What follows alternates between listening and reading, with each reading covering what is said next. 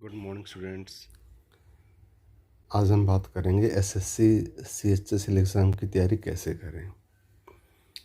देखिए, इसमें आपके 4 सब्जेक्ट्स आएंगे: इंग्लिश, मैथ्स, रीजनिंग और GK GS.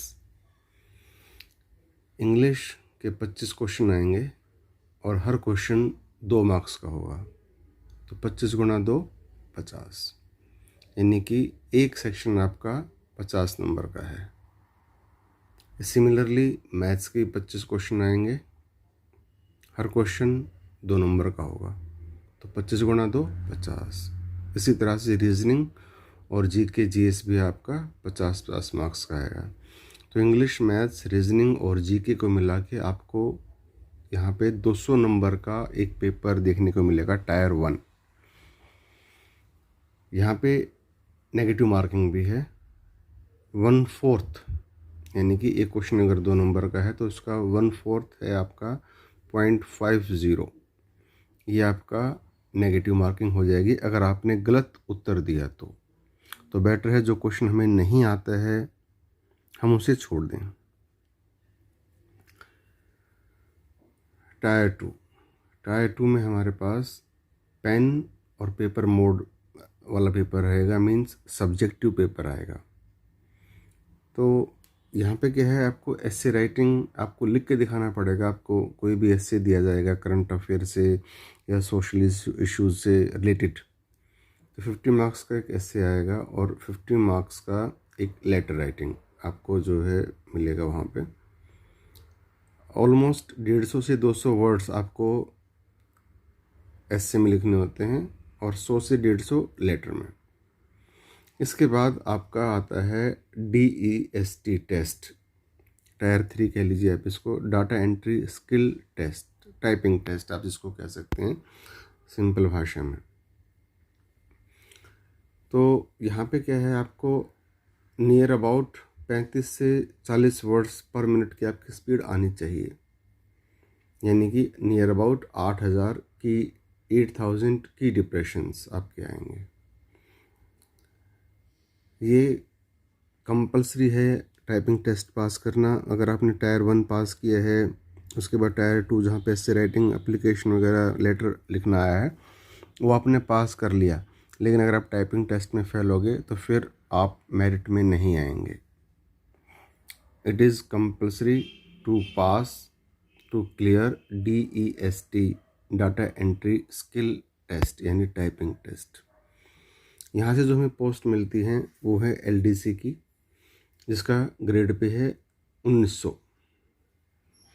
Data entry operator की जो ग्रेड पे है वो है 2400 रुपये, और पोस्टल असिस्टेंट या सॉर्टिंग असिस्टेंट जो पोस्ट ऑफिस में लगते हैं उसकी ग्रेड पे भी है 2400 रुपये। सैलरी ऑलमोस्ट PA की लगभग जो ग्रोस सैलरी है वो 32-35 के बीच में गिरती है। तो कट के जो है फंड में कट के आपका NPS जो न्यू पेंशन स्कीम में कट के आपका पोस्टल असिस्टेंट की जो सैलरी है आपको 26-27 हज़ार रुपये इन हैंड मिल जाती है। अब बात करते हैं कि तैयारी कैसे करें। देखिए, आप बराबर समय दीजिए मैथ्स और इंग्लिश को। इंग्लिश और मैथ्स किसी भी एग्ज़ाम की बैकबोन है।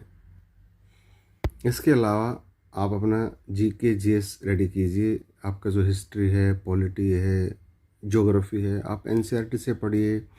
हल्का फुल्का आपको मालूम होना चाहिए।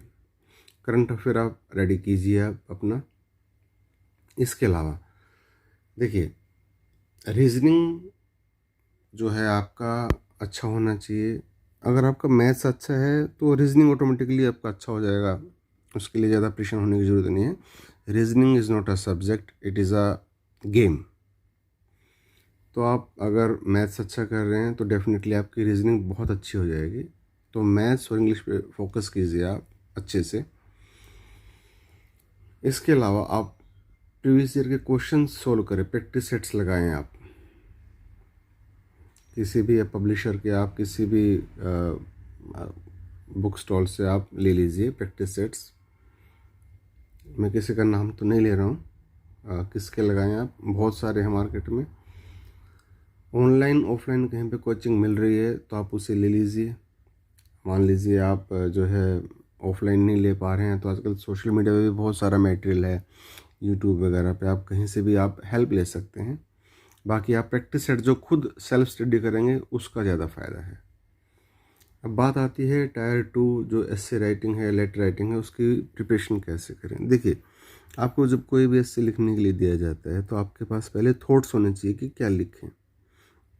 वहाँ पे आपको 3 या 4 चॉइस मिलेंगे एग्ज़ाम में। एस्से के लिए आपको 3 या 4 चॉइस मिलती हैं। आप पहले अपने आप को इंट्रोस्पेक्ट कर लें कि भाई मैं ये जो है एस्से जो चुन रहा हूँ, क्या मैं इसको 150 से 200 वर्ड में लिख पाऊँगा। ऐसा नहीं होना चाहिए कि आपने एक बार एस्से चुन लिया और फिर बीच में रुक गए, ये चीज़ें गलत हैं। तो आप पहले ही चुन लें। आपने एक बार एस्से चुन लिया तो फिर अपने मन में उसके पॉइंट्स बना लें, या आपके पास पेंसिल है तो कुछ पॉइंट्स आप लिख लें कि मैं ये पॉइंट्स इसके एक्सप्लेन करूँगा। चीज़ों को रिपीट ना करें, ग्रामेटिकल मिस्टेक ना करें, है ना। कोई चीज़ आपने एक बार बता दी है तो फिर बार बार उसके बारे में ही आप बताए जा रहे हैं बार बार, इसका मतलब ये है कि आपकी जो है नॉलेज नहीं है उस टॉपिक के ऊपर। चीज़ों को रिपीट ना करें, ग्रामेटिकल मिस्टेक्स करने से बचें, और लास्ट में एक कंक्लूज़न जो भी है आप छोटा सा दें उसके बारे में। तो ये सब चीज़ें आप ध्यान रखेंगे तो ये आपके पास थॉट्स कहाँ से आएंगे। देखिए भाई, आप कोई भी योजना है या कुरुक्षेत्र है, गवर्नमेंट की पॉलिसीज़ हैं, इनके बारे में आपको नॉलेज होनी चाहिए, सोशल इश्यूज़ के बारे में, ठीक है। तो इससे आप कर सकते हैं। तो आज के लिए बस इतना ही। Thank you.